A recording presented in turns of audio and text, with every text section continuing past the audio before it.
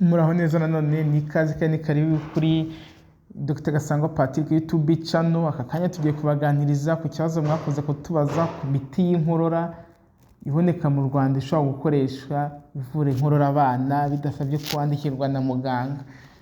Iyi video ni ingenzi kuri we mubyeyi ufite umwana. Tureza abana benshi bakunda kurwara inkorora ndetse n'ibicurane, ku imiti ishobora kuba igisubizo kuri mwebwe. Umuti wa mbere ni Vifex syrup. Izina ry'umuti wundi Vifex syrup ushobora kwitwa Loratadine. Ni antihistamine ya kabiri, second generation, ikoreshwa mu kuvura allergic rhinitis, inkorora y'ihungabana, twita allergic cough na urticaria, uburyaryate ku ruhu.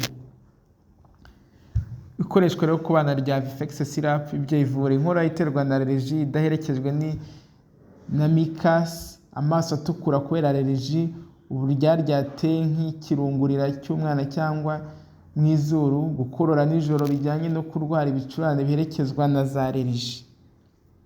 Imyaka yemerewe gukoreshwa ku bana barengeje imyaka 2. Doze umuha bisanzwe aba ari mililitiro 5 rimwe ku munsi ku bana hagati y'imyaka 2 kugera kuri 12 bitewe n'ibiro by'umwana. Umwana w'umunsi ibiro 30 akenshi ahabwa mililitiro 5 rimwe ku munsi. Gusa n'igihe dushobora kwitanga 2 mu gitondo nimugoroba. Tugomba kwifata inshuro zirenze 2 ku munsi. Ni ronga nk'itinga antihistamine. Ibyo rero ukwiye kwitondera, irinda kuryama uyifashe kuko hari igihe itera umunaniro nubwo bidakabije kuko ni second generation antihistamine. Ntugomba kwihuza n'indi miti irimo antihistamine. Tuyikoresha cyane kuri buri nkorora irimo igikororwa, ntabwo ari mycolytique. Ushobora kubona hose mu mafarumasi agiye atandukanye. Vifex syrup ni umuti w'inkorora zituruka kuri allergie, ukoreshwa ku bana barengeje imyaka 2 kandi ufatwa 1/2 ku munsi. Umwana afite inkorora ijyanye n'amaso atukura cyangwa uruhu ruryaryata niyo iri mu miti wahitamo mbere. Undi muti ukunze gukoreshwa cyane ni uwitwa Pidotere syrup. Pidotere ni irimo antipyretique, ishobora no kubamo paracetamol, ikoreshwa ku bana igihe gitandukanye.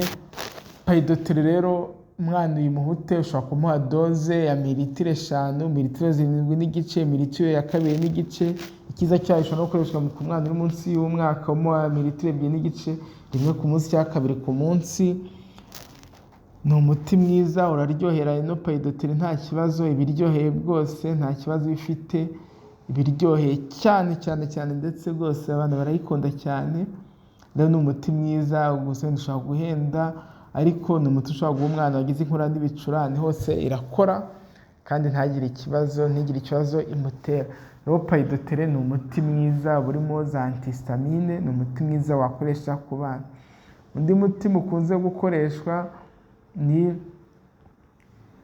bita Linacol Promethazine.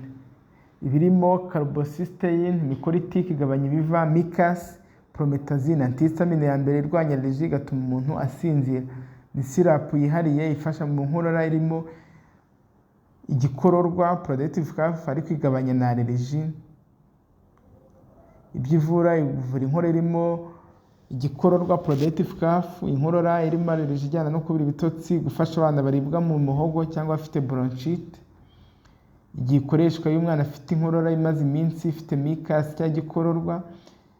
Iyo umwana akora cyane nijoro ariko bikaba bifitanye isano na allergic component, ikoreshwa mu gihe cy'iminsi 5 kujya kuri 7 bitewe n'uburemere bw'inkorora umwana wawe afite.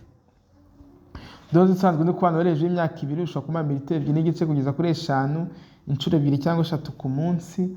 Gusa ugomba kwitondera umurwayi cyane niba afite asima cyangwa ubundi burwayi bw'ubuhumekero.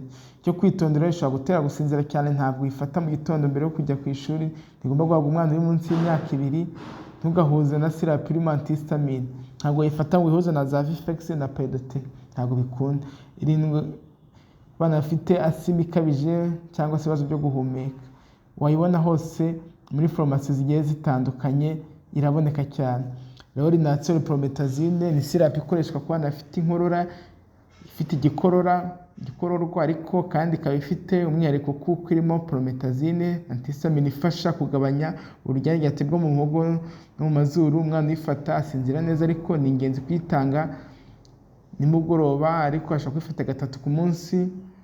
Irinda gukoreshwa ku bana bari munsi y'imyaka 2 kandi ntugomba kuyihuza n'indi miti irimo antihistamine kuko byakongera ubukana bwa antihistamine ku mwana wawe.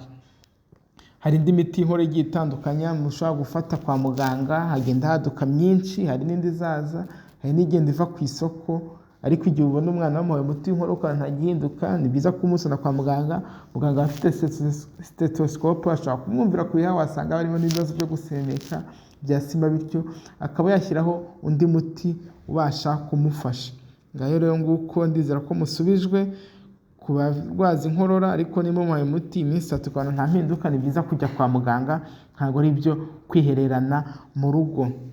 Murakoze rero cyane, ndibaza ino video yabafashije.